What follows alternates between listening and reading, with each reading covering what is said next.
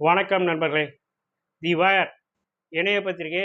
அது புலனாய்வுக்கு ரொம்ப ரொம்ப பேசப்படக்கூடிய ஒரு பத்திரிகை. அந்த பத்திரிகை என்ன பார்த்தீங்கன்னா, ஆளுங்கட்சி ஏதாவது ஒரு தவறு செய்துன்னா துணிச்சலாக அதை தட்டி கேட்கக்கூடியவர்கள். அதை பற்றிய நிறைய ஆதாரத்தோட தான் அதை பற்றிலாம் தட்டி கேட்பாங்க. அதை துணிச்சலாக எழுதக்கூடியவர்கள்.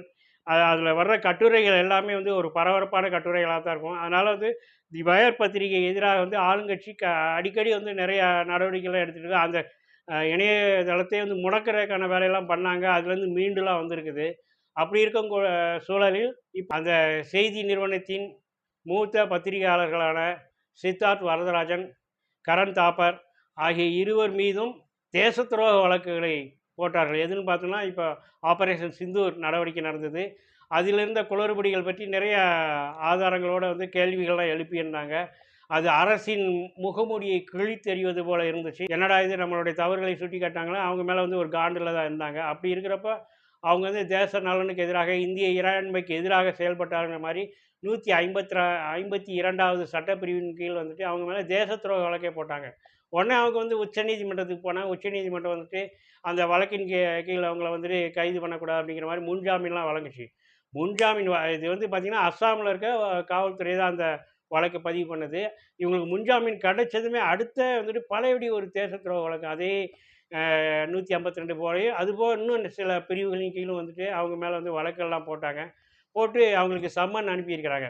இதில் என்னன்னு பார்த்தோன்னா, ஒரு சம்மன் அனுப்புகிறப்ப அது அந்த எஃப்ஐஆர் காப்பி நகல்லாம் அவங்க அனுப்பணும். ஆனால் அங்கே என்ன குற்றச்சாட்டுக்காக இவங்களுக்கு சம்மன் அனுப்புகிறாங்கங்கிறது தெரியல. என்ன குற்றச்சாட்டுக்காக இவங்க மேலே தேச துரோக வழக்கு போட்டாங்கிறது எதுவுமே சொல்லப்படவில்லை. ஆக சொல்லப்படாமலே அவங்க மேலே சம்மன் அனுப்பி அவங்கள கைது பண்ணுறதுக்கு முயற்சி பண்ணுறதுங்கிறது முழுக்க முழுக்க பத்திரிகை சுதந்திரத்துக்கு எதிரானது, ஜனநாயகத்துக்கு எதிரானது. அதனால் அனைத்து பத்திரிகையாளர்களும் அதுக்கு எதிராக குரல் கொடுத்திருக்கிறார்கள். பத்திரிகையாளர் சங்கங்களும் அதற்கு எதிராக கண்டனங்களை தெரிவித்திருக்கிறார்கள். ஏன்னு பார்த்தோன்னா, நமக்கு எதிராக ஒரு அரசுக்கு எதிராக அரசின் தவறுகளை சுட்டி காட்டினாலே உங்களை நாங்கள் ஒடுக்குவோம் அப்படிங்கிறத வெளிப்படுத்துறது தான் இந்த மாதிரி சம்மன் அனுப்புகிறது. இப்போ அவங்க கரண் தாப்பர் தரப்பில் ஒரு கடிதம் அனுப்பியிருக்கிறாங்க. நீங்கள் எந்த அடிப்படையில், எந்த கேஸுக்காக எங்களை எந்த குற்றச்சாட்டின் அடிப்படையில் எங்களுக்கு சம்மன் அனுப்பினீங்கன்னு கேள்வி கேட்டிருக்காங்க. அதில் பதில் தரப்பட வேண்டும்.